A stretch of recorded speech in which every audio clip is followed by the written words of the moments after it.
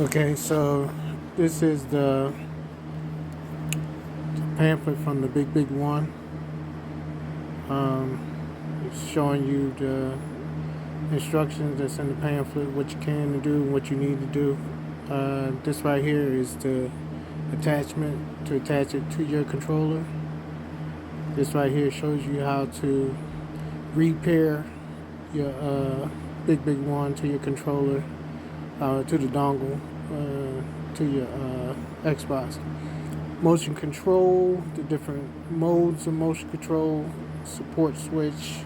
You got the calibration of the gyroscope, got the mapping buttons, the turbo buttons. It explains everything in detail. I've actually been working on this for a little bit over a week now, and I've got my settings where I want them at, pretty much. Macro recording, adjustment of the rumble motor, which a lot of people like to have the vibration off. This will show you how to turn the vibration down. I think it's 3 steps: strong, medium, weak, and then it's off. Your onboard profile. Green is your first profile. Orange is the first profile, green is the second profile, blue is your third profile. So it lets you know the colors of your profile when you look underneath of your controller at the LEDs. It lets you know what profile you're in. Battery, pretty much lets you know when you have a low battery or whatever, so you know when to recharge. These are my particular settings that I use with the Big One settings that I already have posted on this channel. And these are the settings that I use with it.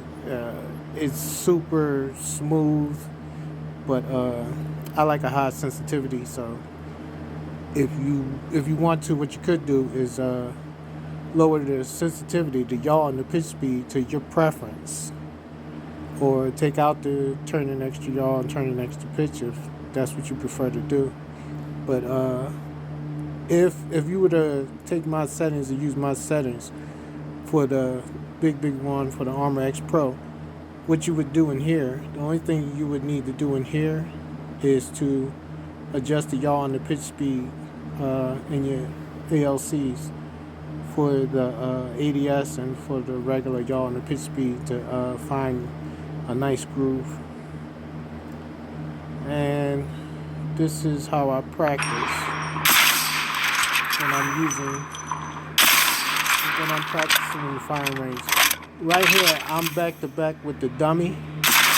So I get back to back with the dummy, and on the square target, I'm not interested in me hitting the target. I'm interested in me hitting the bullseye.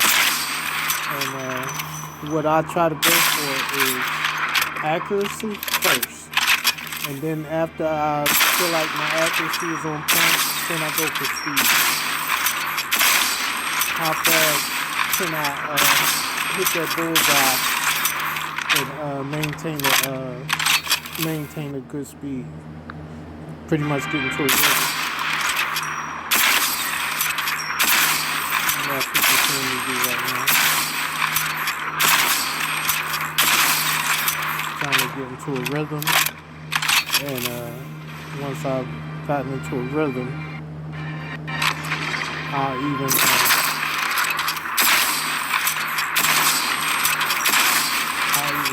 up. But I try to count how many shots I got off that one clip into the bullseye, because that's the only thing that matters to me at this point.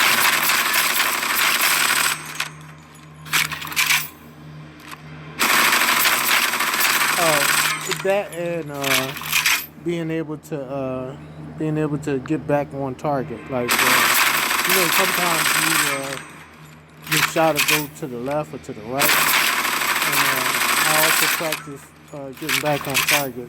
If that first shot is off, or if I move off target with the shot, I also practice getting back on target. See how many I can get inside the bullseye before I finish the trick. Imagine.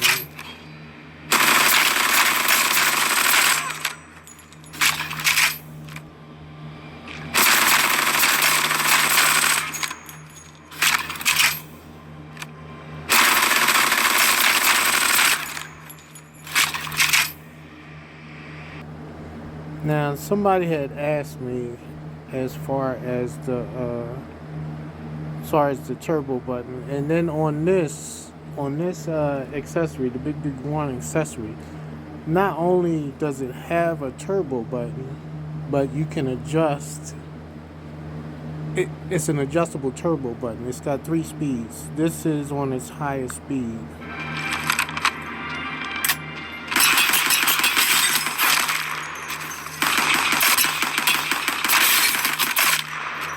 Pretty much what you're looking at is almost a fully automatic hemlock.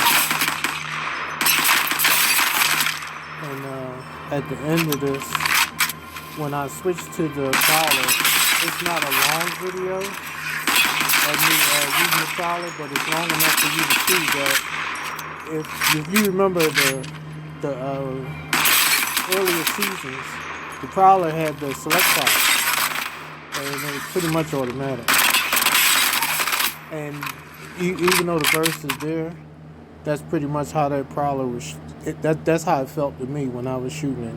You couldn't even feel the pause between the bursts. So that's how good that was. If I missed anything, which I know I have missed a few things, but if you need help setting up if you need help setting it up after you bought it, I think it's still $70 on Amazon.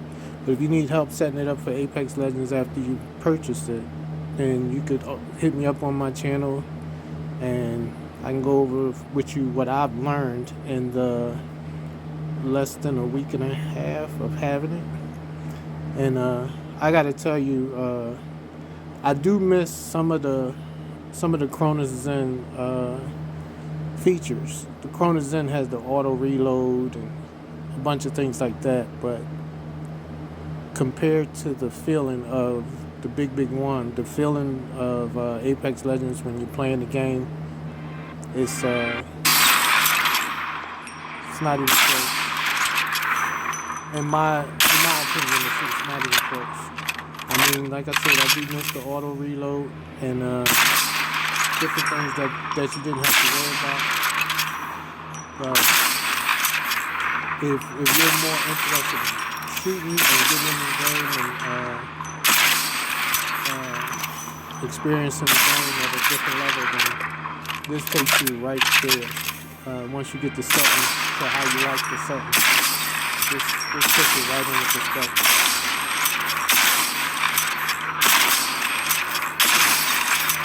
Any questions or comments, just hit me up, and I'll try to answer what I can, and we'll figure out what I can't. But this is probably one of my best purchases. I have the Cronus Zen, I have a Strike Pack Eliminator. Yeah, I got the Eliminator or the Dominator, one of the two of them I have.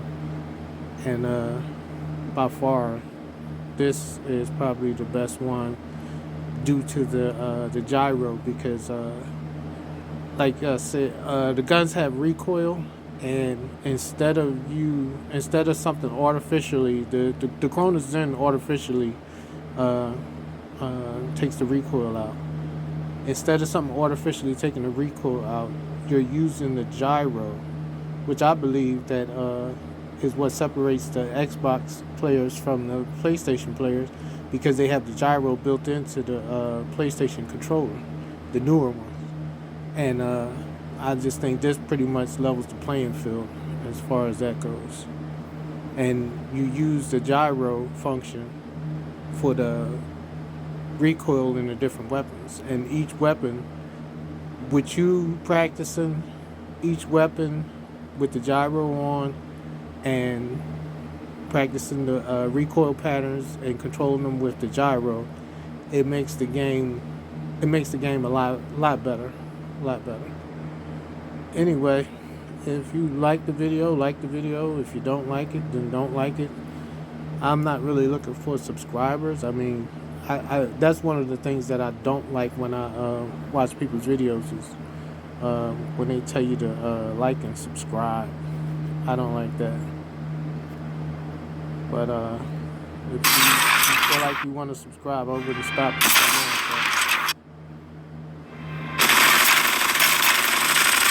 The practice back to back to the dummy with the clear target in front of you. This has improved my aim tremendously. I know it's a lot of people that say, "Here, do this to improve your aim, do that to improve your aim." This did two things for me. This helped me fine tune my aim to where you can hit a target flush with that whole magazine. That's number one. And being able to find your aim, I would suggest this method right here. Find out with your ALC settings when you're switching them around and you're moving them back and forth, and you're trying to find the best advanced look controls for you.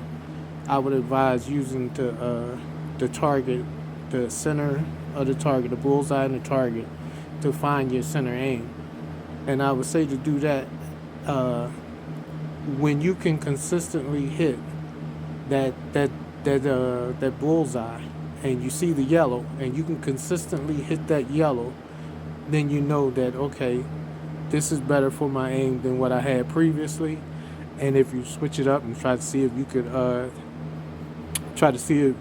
if you can get better aim, and you go to this target and you can't hit that yellow marker, if you can't hit that center where the numbers pop up yellow consistently, then you're throwing your aim off, and you need to go back to where you was at before you switch up and try something different. And that's the only thing I have to say as far as that.